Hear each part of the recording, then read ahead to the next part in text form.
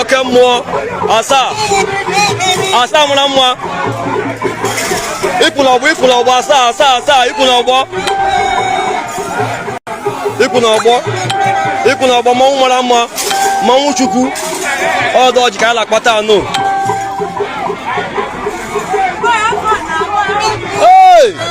ability no ability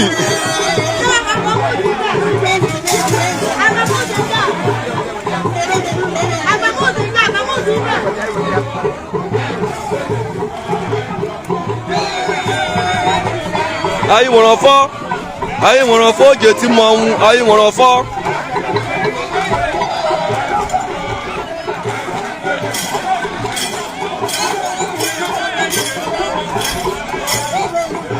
ọ bụ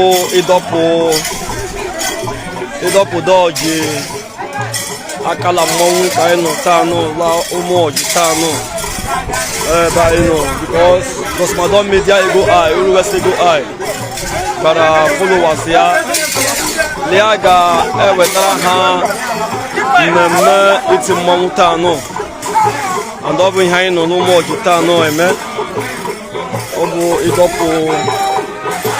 ịdọpụ dọji akala mmanwụ ka anyị nọ chief ọjị chukwu achọla ọnụ ebe anyị nọ taa nọ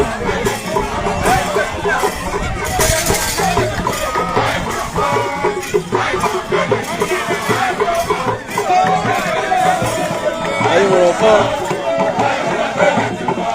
Mgbede Tradition and Culture Association of Mgbede Tradition and Culture ka o si eme ọ bụ omenala na ọdịnala ka anyị na-eme ka anyị si eme ya ihe ahụ ka ọkwa na-adọ ọjị uruzie taa nụ ndị mmanwụ dị iche iche na mgbidi apụta ka ha dọpịa akala mmanwụ based on our tradition and culture akala dọji bụ ọdụkwụ kara aka dọji bụ ọdụkwụ gbasiri ike and before dọji anwụọ ọya wabụ the vice chairman of Mgbede Tradition and Culture.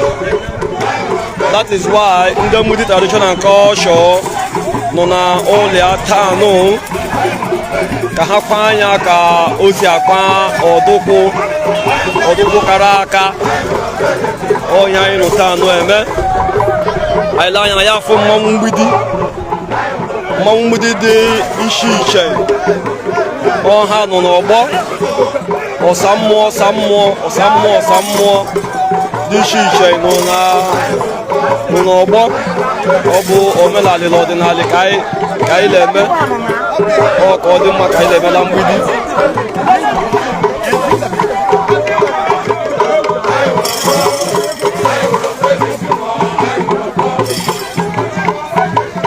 anyị nwere ọfọ oji eti mmanwụ anyị nwere ọfọ oji eti mmanwụ anyị nwere ọfọ oji eti mmanwụ anyị nwere ọfọ oji eti mmanwụ anyị nwere ọfọ oji eti mmanwụ anyị nwere ọfọ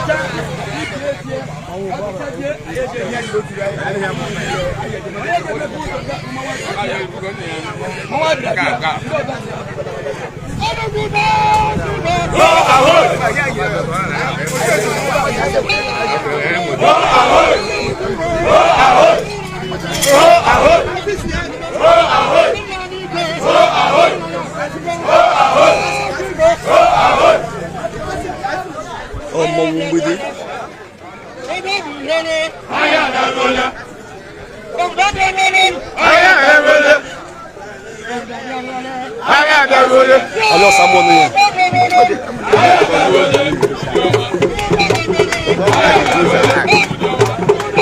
que Samuel Nouye. Alors Samuel Nouye.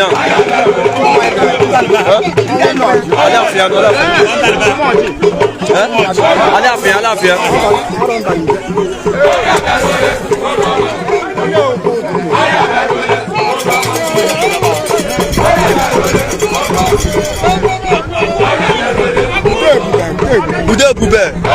Ude bube osammo ude bube kunogbo oya bụ mmanwụ anyị bịara bịa taa no. Oh, mmanwụ na-emecho, come on.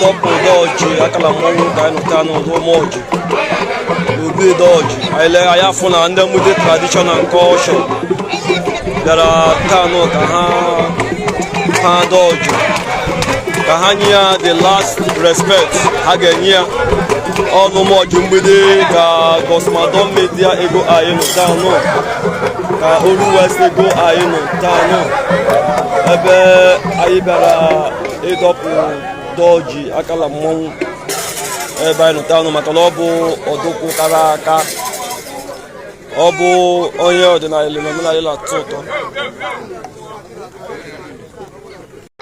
Nke bụ oke mmụọ ọlọmụ maka anyị nụta anyị lele anyị na-afụ oke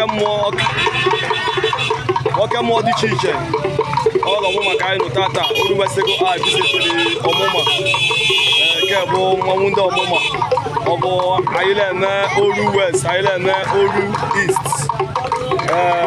Ọ bụ ọdịnala anyị na kọsha anyị ọla ọmụma ka anyị nụta n'ụlọ Oru West, onye anyị nụta n'Oru West. Asa ọla Oru West ka anyị nụta n'ụlọ ọmụma. Ọ bụ oke mmụọ kwụ n'elu, mmanwụ Chukwu kwụ n'elu. Ọ bụ anyị mechaa anyị agbaghị ala ọkụ ọnya anyị na-eme. Ọ bụ oke mmụọ, ọ bụ ọkụ ọdụkwụ mgbidi na-ekwu okwu ya, ọdụkwụ Igbo Funanya na-ekwu okwu ya. Ọ bụ oke mmụọ, mmụọ kara aka. Ọ bụ omenala ọdịnala anyị karịa. Asa aka m dị n'elu. Ọ bụ ọdụkwụ Igbo Funanya mgbidi. Nwanne anyị ekele gị, anyị nọ live ihe a, ọ ka ọ dị mma ka anyị na-emenụ.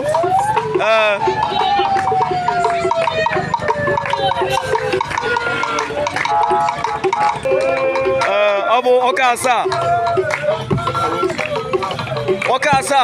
asaa kwụ n'ọgbọ mmanwụ Chukwu.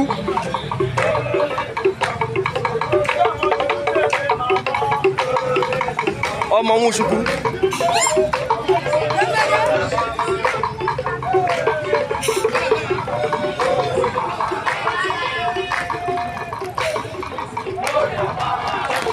Anyị na-eme bụ ka ọ dị mma we project our culture to the international community. This is mmanwụ ọmụma Oru East. Mmanwụ niile bụ ofu, Oru niile bụ ofu, maka na Oru niile bụ ofu, mmanwụ niile were bụrụ ofu. Nke bụla ọmụma ka anyị nụta ụzọ ọmụma ka anyị nụta ihe bụ ọsa mmụọ ha kwụsịrị ọgbọ.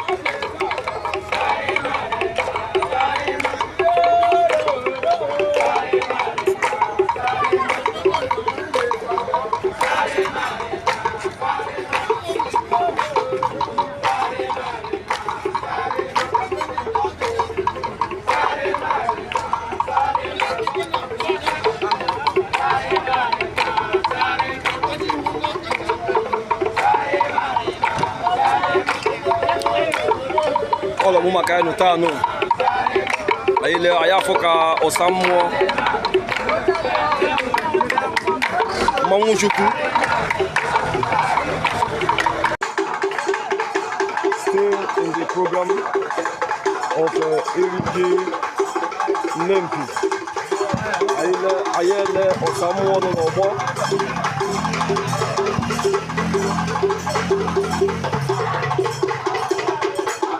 Ola Olympica da Madonna de Ego Aino Tano, Uruguay Segota, Ego Aino Tano. Ebe Mini Nentulu Luigi, Ego Aino Tano. I'm what I my followers, the culture and the tradition of the people.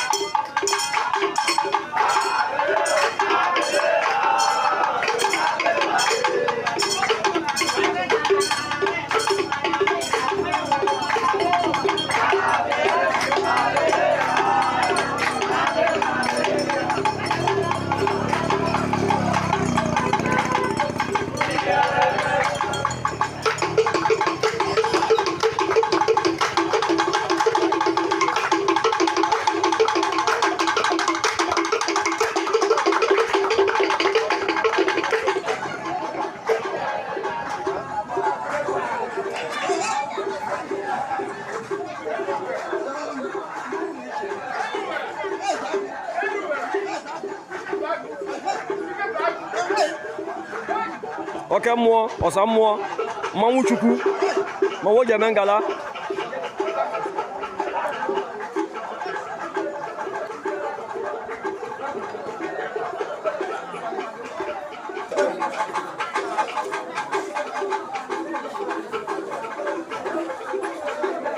Isi agwa ọnya.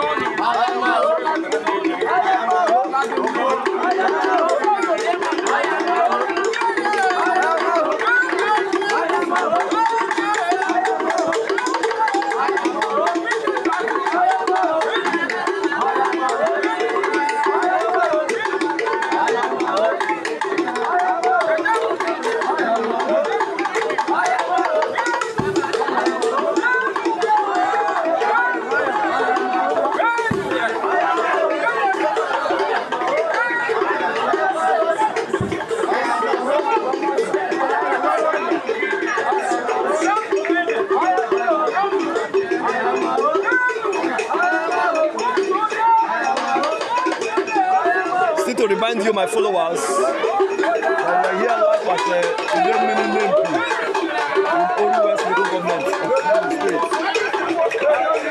for the New Yam Festival of Idemili Nempi. Because Madam Media Eagle Eye, Oru West Eagle Eye, has been here since morning, observing the full culture and tradition of Idemili Nempi. And I'm here to bring to us the masquerade segment of Idemili Nempi.